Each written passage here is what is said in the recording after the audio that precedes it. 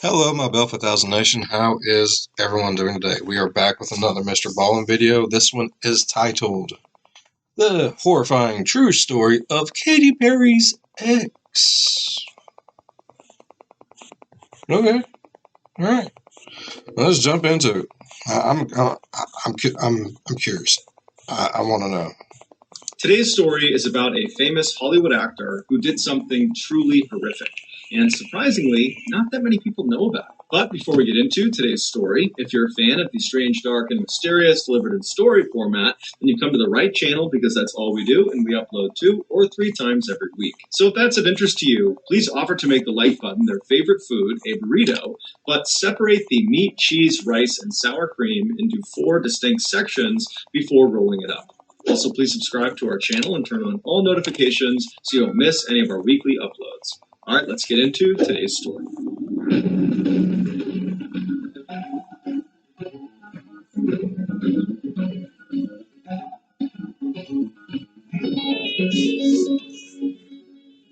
Before we get started, I want to give a special shout out to Billy Jensen, who is a fantastic true crime investigative journalist who wrote the article for the LA magazine called The Secret Life of Johnny Lewis. That article was used extensively in the making of today's video. So thank you, Billy. Johnny Lewis was only 7 years old when he landed his first acting role.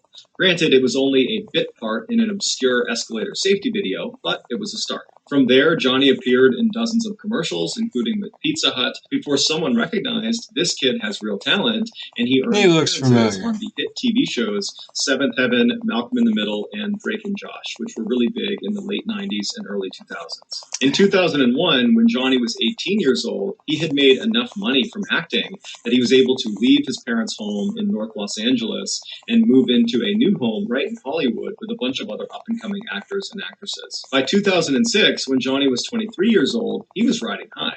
He had landed several more big TV roles, like a recurring role in the show The OC, which was very popular in the 2000s, and in 2006, he was dating the mega pop star Katy Perry.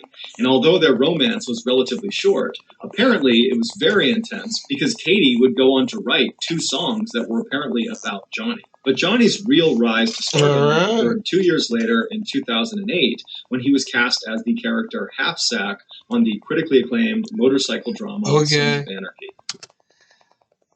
Half Sack. Holy crap. Half Sack and Katy Perry. Sounds like the beginning of a bad porno.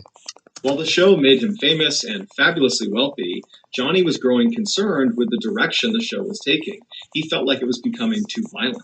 Johnny liked reading poetry and studying philosophy and staying up late drinking tea and playing chess. He did not like acting out scenes of gratuitous violence. It just wasn't who he was. So after being on the show for 2 seasons very successfully, he was a very popular character.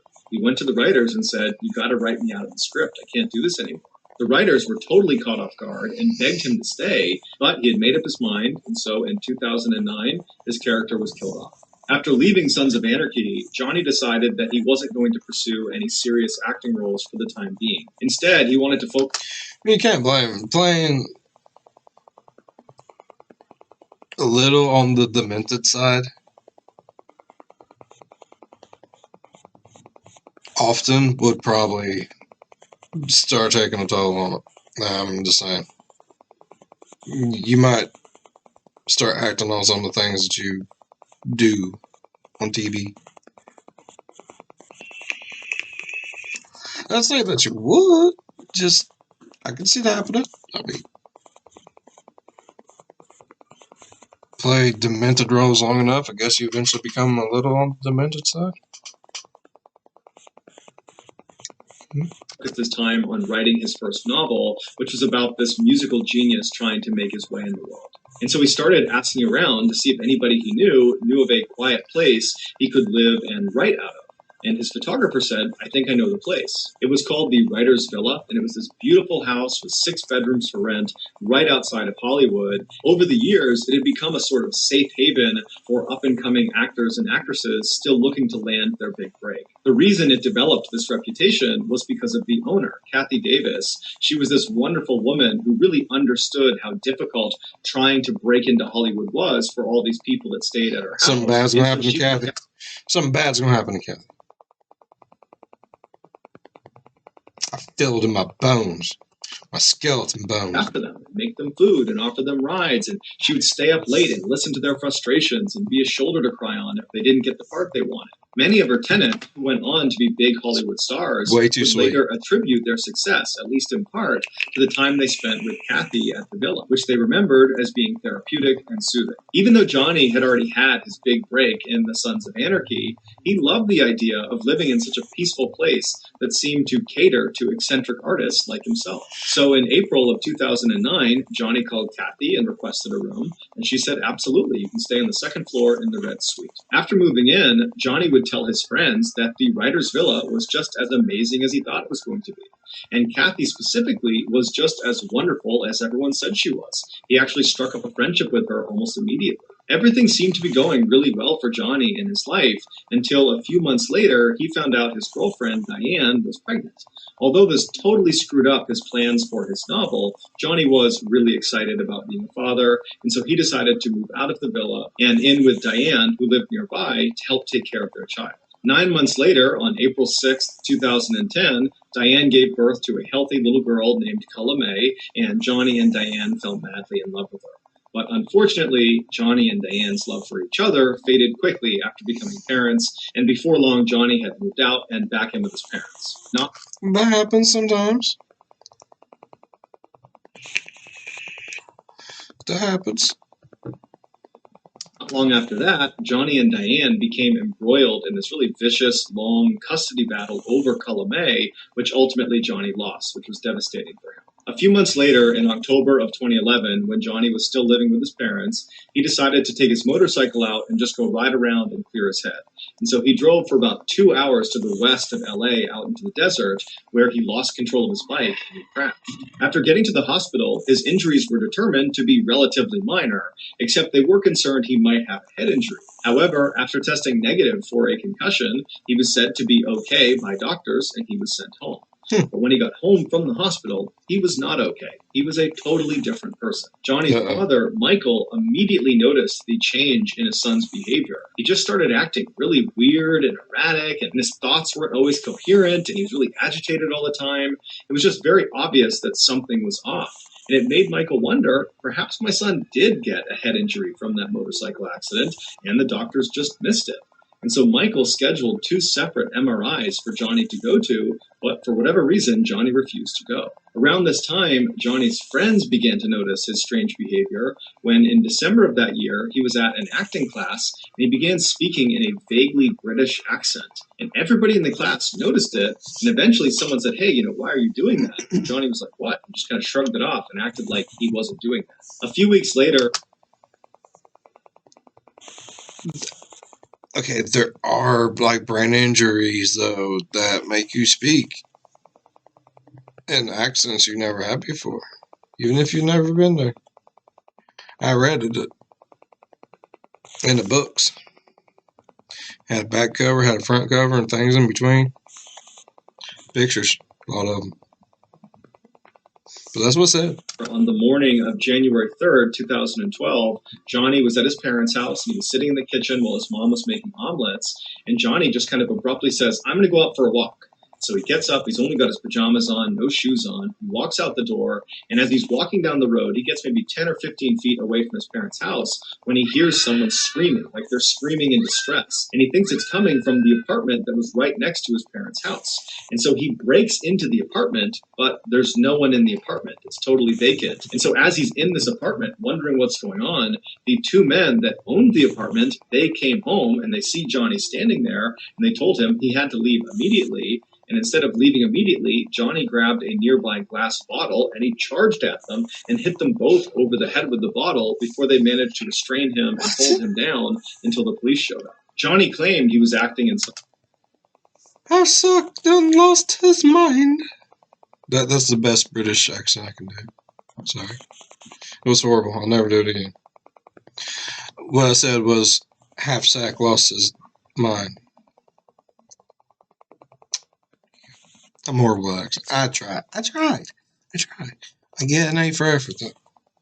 It's just how it is. Self-defense, but the police didn't believe him, and so they charged him with trespassing, burglary, and assault with a deadly weapon, and they sent him to jail. When Johnny's father was finally able to come to the jail and bail his son out, it had been 8 days, and in those 8 days, Johnny had been moved from general population to a psych ward because he was banging his head against the inside of his cell, and at one point he had tried to jump off of a balcony, and he was just generally acting unhinged. And so when he was... Why did he try to jump off of the balcony? Half a sack, half a brain. He done lost his freaking mind. Discharged, on his paperwork, a doctor at the jail had commented that he thought Johnny at one point must have had some sort of head injury that had made him act this way, and he was definitely suicidal. When Johnny got back to his parents' house, he was an absolute wreck. Physically, he had 2 black eyes and his face was all puffed up from the confrontation he had with those 2 men in the apartment. And emotionally, he was so distraught that he wouldn't let anyone in his family come near him. He just holed up in his room and just told everyone to stay away. He also became extremely sensitive to light, to the point where he was turning off all the lights in his parents' home. He was turning into a vampire. Eventually just turn them back on again, he would get... He's turned to a vampire. Agitated and turned them all off, and then finally he just disabled his parents' fuse box. But despite Johnny's obvious issues after coming home from jail, over the next few weeks he did actually seem to be improving, to the point where at the end of January, so about a month after he came home from jail, his parents allowed him to move out and go live on his own in Santa Monica, California, about 30 minutes away. But as soon as he was living on his own, his troubles started again. On February 10th, so about a week after moving into this place... Poor boy cannot catch a break. Oh, Santa Monica, he was arrested. Sad. For punching some random stranger in the head outside of a yogurt shop, but he was ultimately released on $20,000 bail. A couple of days later, Johnny, fully clothed, just walked into the ocean, and when he was pulled out, he had to be brought to the hospital to be treated for hypothermia. A couple of days after getting out of the hospital, he was arrested again, this time for trying to break into a woman's apartment in Santa Monica. What is wrong with you? Thought it was his friend's apartment, but nobody believed. Maybe he didn't think it was this poor guy. Hey, his life is going to shit. Suppose. Yeah, his life's going to shit. So he was brought to jail and then released on bail again. After the second arrest in Santa Monica, Johnny's parents finally convinced him to go see a doctor about this potential head injury they thought he got from that 2011 motorcycle crash. Even though that jailhouse doc had suggested Johnny had a head injury, he had not officially diagnosed him. So Johnny needed another doctor to officially diagnose his head injury so they could begin to treat it. But the doctor Johnny wound up seeing did not suspect a head injury. Instead, he suspected schizophrenia or bipolar, which are 2 very serious mental disorders. And so he prescribed some medication to Johnny that would treat both of those disorders, and Johnny was on his way. Johnny refused to take the medication and refused to go see another doctor, and so his condition just continued to get worse. Johnny was still facing serious jail time for the break-in and assault against those 2 men in the apartment next to his parents' home, and so Johnny's lawyer was trying to get a deal done where Johnny would go to a mental health treatment facility for a year. He's not doing good, like, at all. He's crazy. He only has half a sack.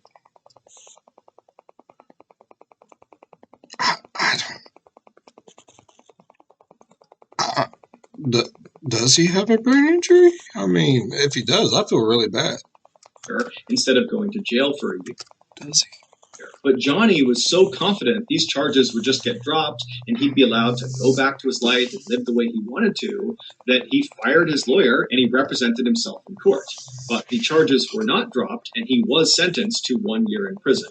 However, the jail he was sent to was so overcrowded, they reduced his sentence all the way down to only 6 weeks. When Johnny's father finally came to pick him up from prison on Friday, September 21st, 2012, Johnny was at an all-time low. Even though he had only been in jail for 6 weeks instead of the year he was supposed to be there, it was clear that amount of time had done an enormous amount of damage to him. And so on the car ride home from prison, Johnny just kind of sheepishly asks his father, hey, Dad, would it be possible if you called Kathy Davis at the writer's villa and just see if there's any way I can move back in?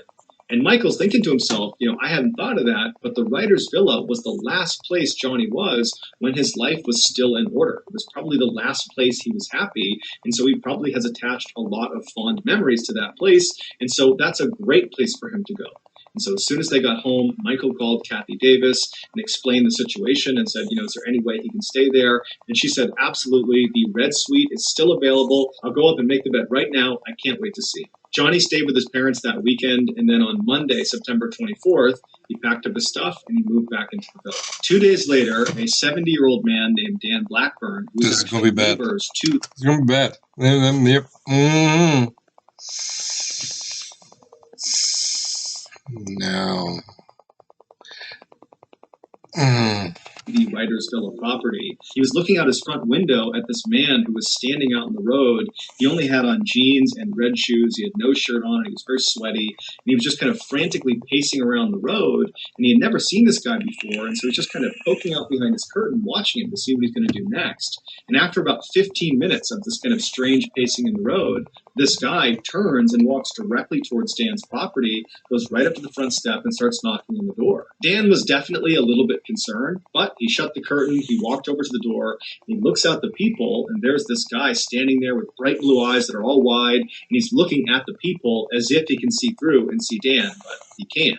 And so Dan reaches down and he opens the door just a little bit and he looks out, and the guy outside looks at him and goes, "Hi, I'm John, I'm your new neighbor." It would turn out John was Johnny Lewis. And so Dan opened the door a little bit farther and he looks at him and he goes, "Hi, John, nice to meet you." And before the two men could have any sort of conversation, Johnny just abruptly turned around and walked away. And so Dan is totally puzzled by this strange interaction he's just had with Johnny Lewis. And he's watching him as he just walks back to the road, he walks back over and goes inside the villa and disappears. And so Dan kind of shrugs it off, he shuts his door, locks it, and goes back to his morning routine. About 30 minutes later, Dan is doing his own thing in his house when he hears his wife outside screaming for him to come outside. And so Dan runs out the front door, he goes into his driveway, which is between his property and the writer's villa, and he sees his wife is standing on the driveway, horrified, pointing up towards the back of their house. He looks down, and back near their back deck, Johnny Lewis, is standing on top of the guy that Dan and his wife had hired that day to paint their back deck. Johnny is just raining blows down on this guy. He's got a piece of wood too that he's hitting him with, and the worker is sitting there trying to shield himself. There's blood all over him, and Dan instinctively just runs over to Johnny. Johnny's not seen Dan at this point. Dan gets right up to him and he grabs him by the shoulder and he tries pulling Johnny off. He's screaming at Johnny to stop, but Johnny just seems totally unfazed. He's just destroying this worker. And so finally, after Dan yanks on Johnny hard enough, Johnny jumps up, turns around, and levels Dan square in the face. Dan falls to the ground, and when he looks up, Johnny is just standing over him, looking at him with no expression on his face. It's like he didn't know what he was going to do with Dan next, so he just stood there and stared at him. But Dan wasn't going to waste any time. He jumped up, and he clocked Johnny square in the side of the head, but it had no effect on Johnny. He still just stared at Dan, completely expressionless. And so Dan grabbed a nearby lawn chair and practically broke it over the head of Johnny, but again, it had no effect on Johnny. He just stood there completely expressionless, staring at Dan. And so at this point, Dan just grabs the worker who can barely stand, and he runs back down the driveway. He grabs his wife, and they run towards the house to go inside. And the three of them manage to get inside the house, and as they're shutting the big, heavy door, Johnny comes bounding up and he gets right in front and he jams his arm in the space between the door and the wall. So they can't close the door because it's getting... Boy's lost his damn mind. What happened? I mean, I understand brain injury probably from the motorcycle accident, but I mean, to go that batshit crazy... on his arm. And so all three of the adults inside, Dan, his wife, and the painter, are putting all of their weight on this huge wooden door onto Johnny's arm, and Johnny is just trying to grab them the whole time. And so finally, the three of them start raising the door and slamming it as hard as they can on Johnny's arm. And finally, after several hard blows to his arm, Johnny retracted his arm, and they were able to shut the door and lock it. And so at this point, Dan's wife and the painter ran... No. Oh God, that sounds so painful. Turned the house, closing every window, locking every door. Meanwhile, Dan went to the side window that looked out towards the Writers Villa property, and he got his phone out and he called 911 as he's looking out the door looking for Johnny. And so after he tells 911 what's going on and he hangs up, Johnny suddenly just appears running down his driveway as if he's running back towards the back deck. But he stops almost right in front of Dan's window. He turns and he starts running towards the villa property. He jumps over a fence that's at least waist height, just jumps clear over it. And then he gets to this huge wooden fence that surrounded the entire villa property that was at least, 8, 9, 10 feet. And he very easily just jumps, grabs the top, and catapults himself away. He turned into freaking Spider-Man. Holy shit. He did. Right over the top, and then disappeared There's inside proof. the villa. Within minutes, Right the police showed there. up, Proof. they went inside Proof. the villa, Proof. and they could not believe what they found. Based on the evidence, The Spider-Man costume, please. this is what investigators believe happened. Hold on. I was really excited about the whole Spider-Man thing. I forgot this was actually something bad. Oh, this is what the police found. Oh, God. After Johnny, for the first time, walked up to Dan's property and awkwardly knocked on the door and said, "Hi, I'm John. I'm your new neighbor." After that, he turned around and Dan watched him as he left his property and made his way back and went inside the villa.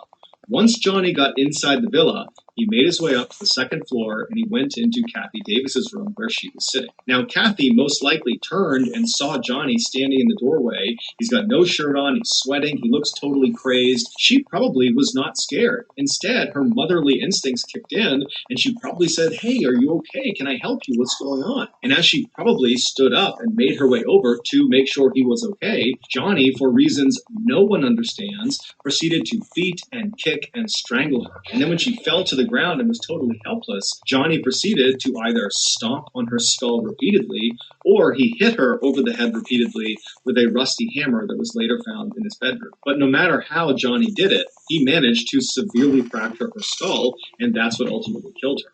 After killing Kathy, Johnny tracked down her beloved cat and killed the cat the same way. Afterwards, Johnny ran out of the villa, and that's when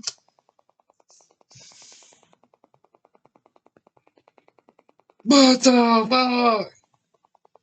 Why did this go so bad? he spotted Dan's house painter just sitting outside, and he walked over to him and just began beating him.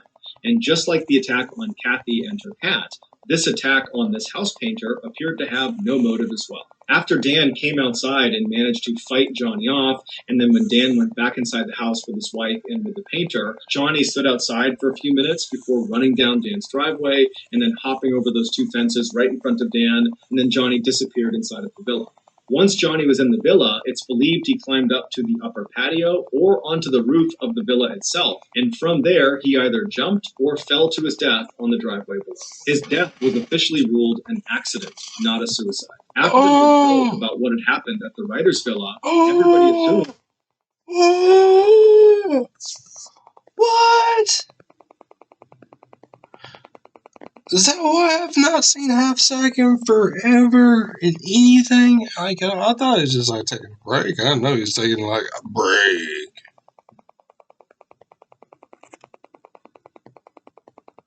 So he killed an old lady, her cat.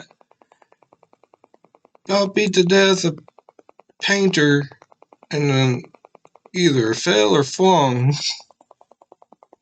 himself off of.